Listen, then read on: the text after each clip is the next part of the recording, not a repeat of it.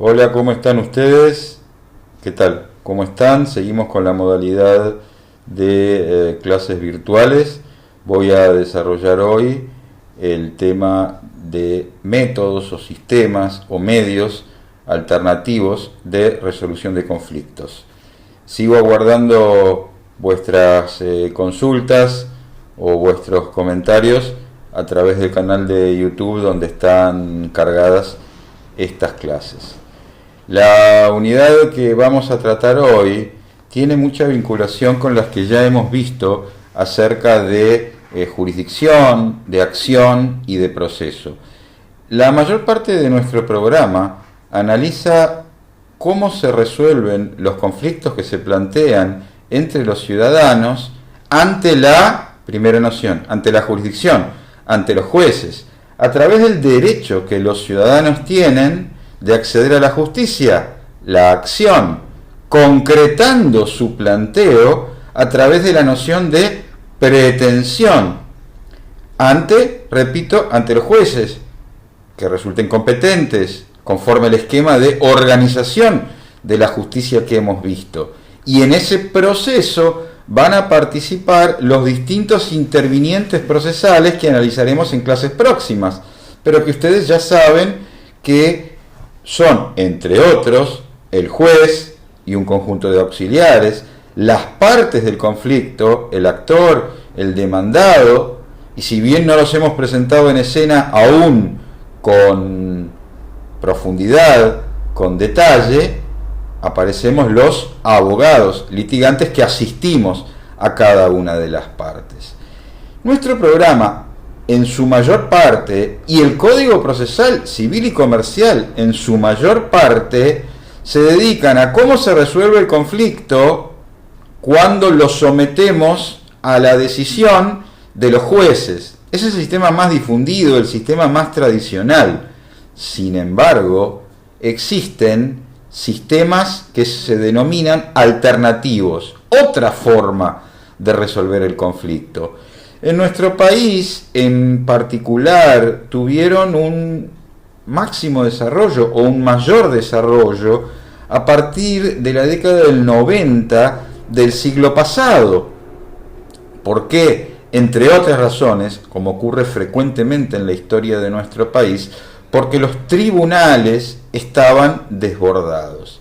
Y entonces, a partir de ese momento, se profundizaron esquemas tendientes a encontrar vías, caminos alternativos para la resolución de esos conflictos. Veamos en esta introducción. El sistema que hemos estudiado y que vamos a profundizar en el curso es un sistema de heterocomposición del conflicto. Es decir, se recurre a un tercero neutral, ajeno a las partes, para que decida cuál de ellas tiene razón e imponga su decisión en caso de que no haya un acatamiento espontáneo, en caso de que no haya un acatamiento voluntario.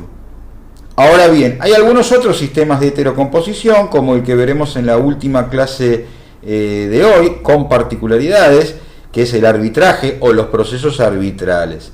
Pero a la par de estos métodos de heterocomposición del conflicto, vamos a encontrar variables de autocomposición del conflicto, es decir, casos en que ese conflicto se dirime a través de una solución a la que arriban las partes que están enfrentadas de manera consensuada.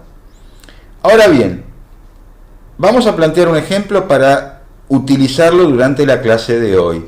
Se trata de un contrato de compraventa. Se firma un boleto de compraventa, se pacta un precio, ese precio se pacta en dólares estadounidenses y en el desarrollo del ejemplo, como ocurre tantas veces en nuestro país por las variables económicas, resulta que en un momento dado se abren dos mercados para el dólar paralelo o dólar blue, hoy vale, vamos a simplificar para los cálculos, 60 pesos, 80 pesos, y el dólar oficial vamos a simplificar para los cálculos, vale 60 pesos. Se pactó el precio en $100.000, llega el momento del pago del precio, el momento de la escritura y pago del precio, y las partes disienten en torno de cuántos pesos hay que entregar cuando no se pueden comprar dólares en el mercado. ¿Hay que entregar 6 millones de pesos o hay que entregar 8 millones de pesos? Allí está planteado el conflicto. Bien, planteada la introducción, planteado el ejemplo, vamos ahora a desarrollar el archivo de PowerPoint, las diapositivas informatizadas, que es ideal, como les digo en todas las clases, que ustedes tengan a la vista. Si ustedes observan, van a encontrar como género el concepto de negociación. Nosotros sostenemos, planteamos el concepto de negociación y decimos que consiste en el hecho de plantear ante otro sujeto de quien se quiere obtener un resultado, una conducta o una cosa, una serie de propuestas tendientes a que el mismo otorgue voluntariamente aquello que nosotros queremos, aquello que nosotros deseamos. En más de una ocasión, comprador y vendedor del departamento, comprador y vendedor de un auto, se ponen de acuerdo en todos aquellos aspectos que hacen a la operación: la moneda de pago, el precio, el plazo para el pago del precio, la entrega, la firma del 08 en el caso del auto, y pueden tener alguna disidencia, pero finalmente logran acordar. Allí tenemos una negociación pura en la que las partes dirimen los eventuales ruidos que haya en la comunicación y no necesitan el auxilio de un tercero. Ahora bien, podría ocurrir que las partes en su comunicación se vean desbordadas, y allí es cuando se plantea el conflicto, que ellas no pueden solucionar y entonces no lo pueden autocomponer en forma directa, y entonces necesitan recurrir al auxilio de un tercero. En el plano teórico puede haber, o hay, más de una manera, más de un medio. Nosotros nos vamos a concentrar, en base a nuestro programa, a partir de ahora, en el régimen o medio o sistema de mediación para resolver los conflictos. Es un caso de autocomposición del conflicto.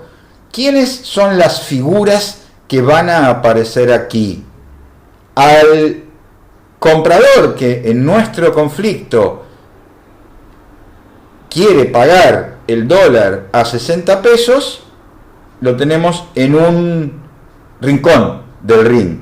Y al vendedor que quiere que le paguen el dólar a 80 pesos, lo tenemos en el otro rincón del ring. Como no se pusieron de acuerdo, va a hacer falta un tercero. Si fuera una pelea de boxeo, sería el árbitro. No confundir con la terminología técnica de nuestro código procesal. Ese tercero, a los fines de la mediación, lo vamos a llamar mediador. Al vendedor que le exige el cumplimiento del contrato al comprador, entonces inicia este proceso, lo vamos a llamar requirente. Y al comprador, que va a ser el sujeto pasivo, va a ser aquel contra quien se promueva la mediación, lo vamos a llamar requerido. Así que hemos incorporado terminología: requirente, requerido y mediador. ¿Y qué es la mediación? ¿Cómo la vamos a definir? Fíjense en el concepto en nuestro archivo. Se trata de un procedimiento no adversarial a través del cual un tercero neutral, ajeno a las partes, el mediador, que no tiene poder sobre ellas, las ayuda a que en forma cooperativa alcancen un punto de armonía en el conflicto. Observen ustedes, remarcamos la nota de procedimiento no adversarial en el sentido de que a la solución van a llegar las partes del conflicto de manera consensuada, porque no va a ser el rol del mediador como el que tiene el juez, que impone su decisión, simplemente las guía en el proceso de negociación, las ayuda a que alcancen a través del diálogo una solución consensuada, una decisión informada, pero decisión en la que arriban las partes. Busca como rol el mediador facilitar la comunicación. Desde este punto de vista, desde el propio artículo 1 de esta ley, repito, 26.589, y compulsen ustedes también el decreto reglamentario 1467 del 2011, digo, las ayuda, las guía a que alcancen la solución. En ese proceso, en ese diálogo, busca, y aquí voy a repetir algunos conceptos y algunos clichés de los autores que trabajan los temas de teoría de la negociación, digo, las ayuda para que encuentren una visión productiva del conflicto, para que logren separar las personas del problema, para que logren identificar verdaderamente los problemas, porque en muchos casos a los conflictos se llega por una deficiencia en la comunicación. Y allí es cuando adquiere el mediador su rol estelar.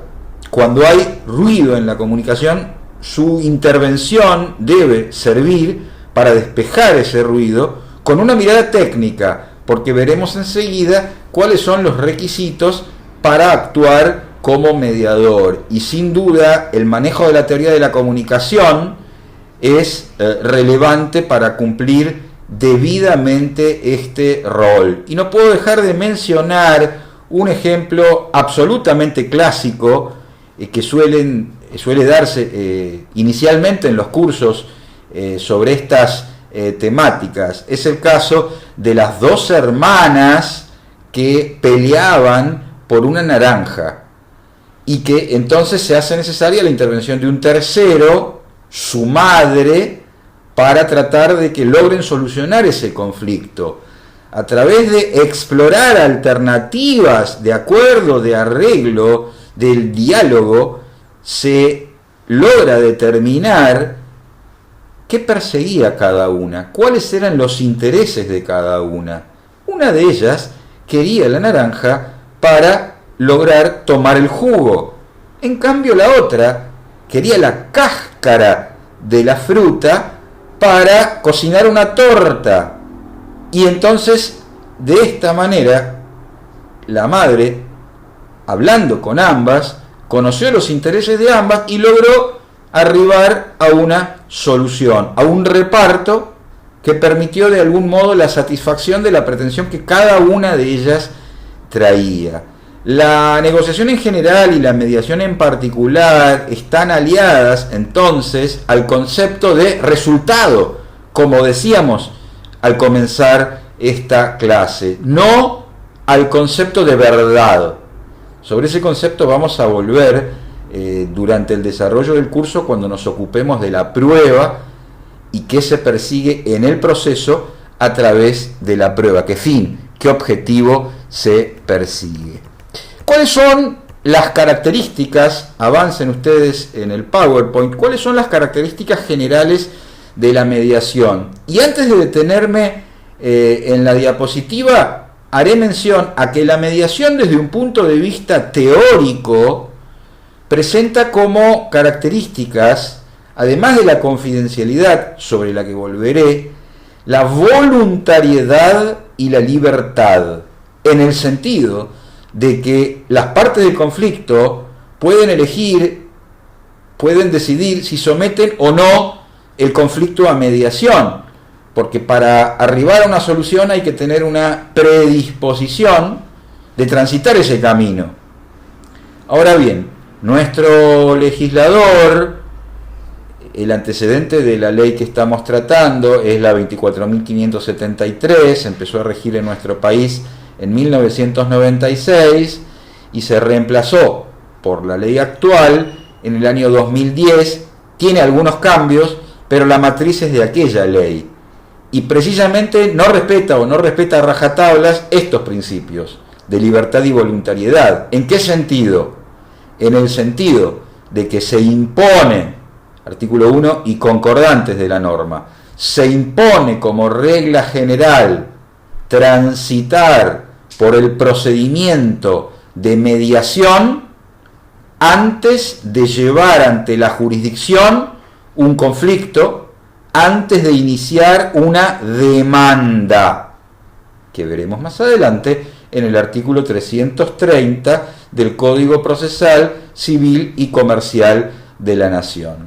De manera tal que por eso planteamos que la mediación es previa y obligatoria a iniciar el proceso judicial, el proceso ante la jurisdicción.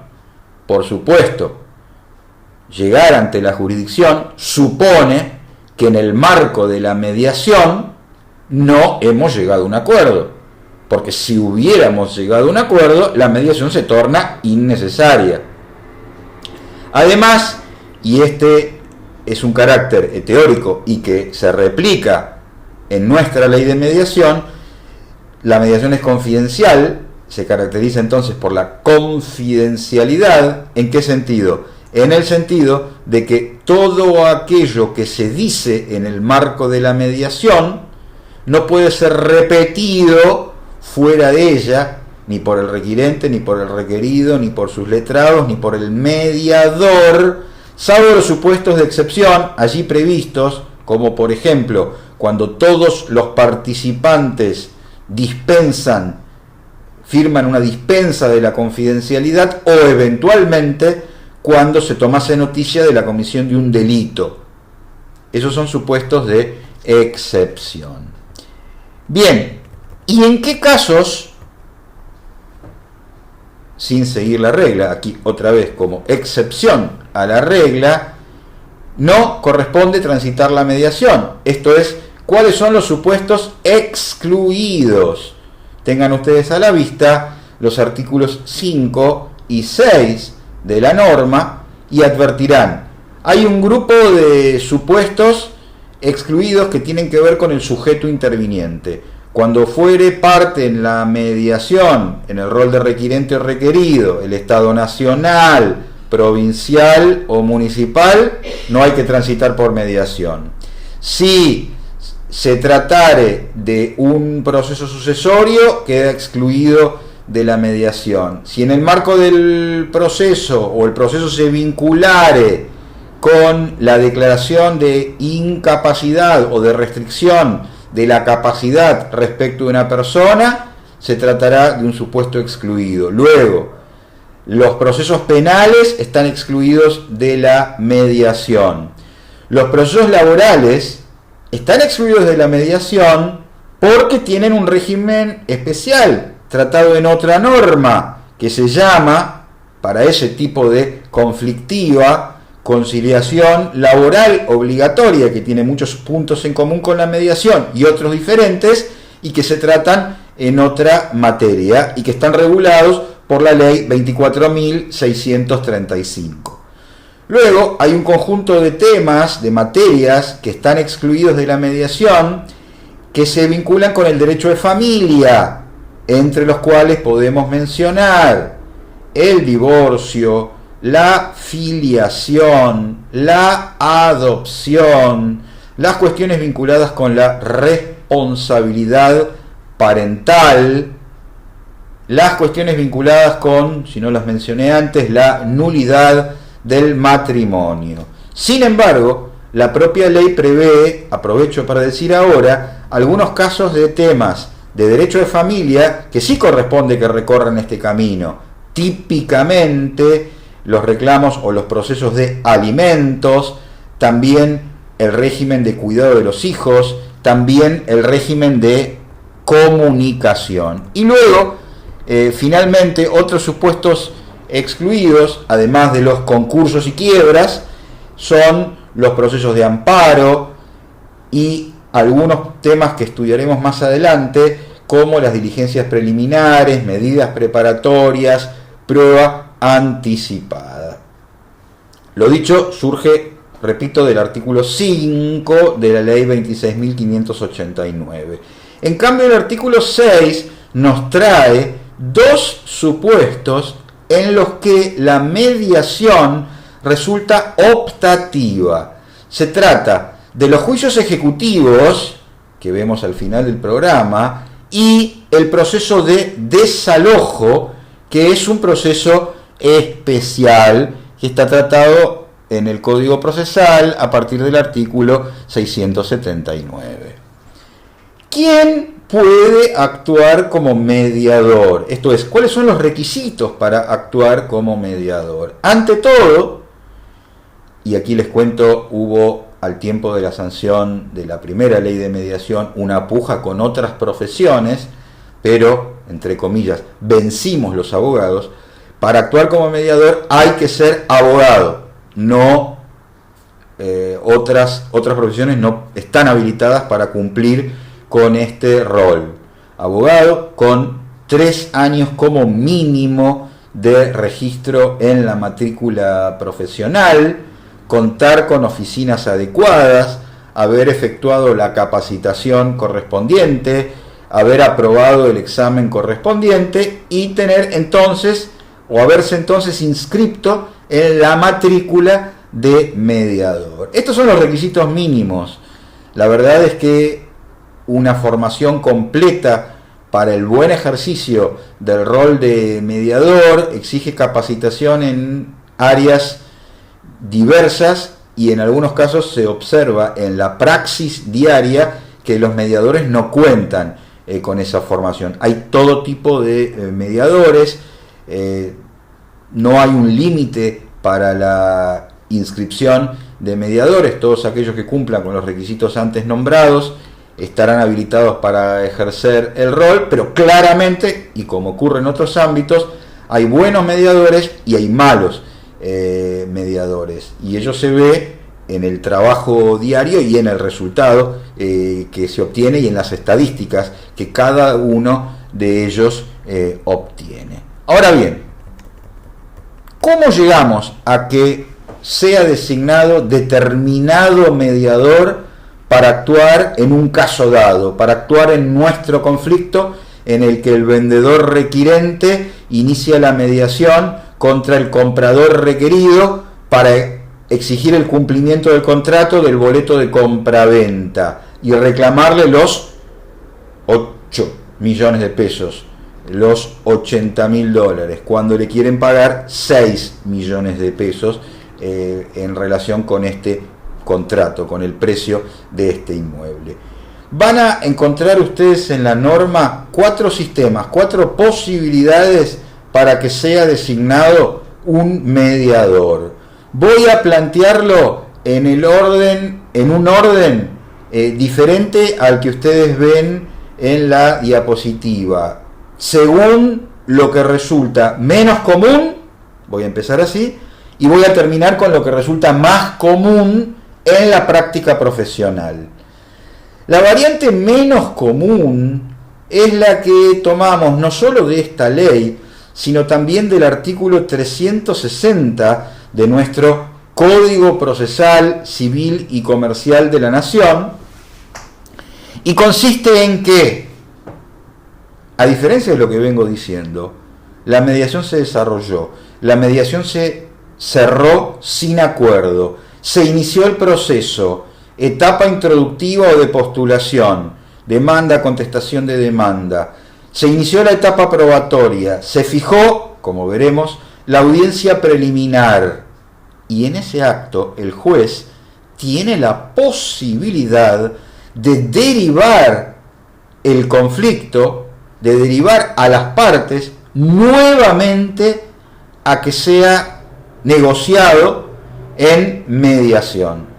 Les cuento que es una variable absolutamente infrecuente que desde el año 2010, que se incorporó a nuestras normas, nunca vi aplicar. Pero es una posibilidad y decimos que se trata de mediación a la que se llega por derivación del juez interviniente y supone una mediación ya antes fracasada.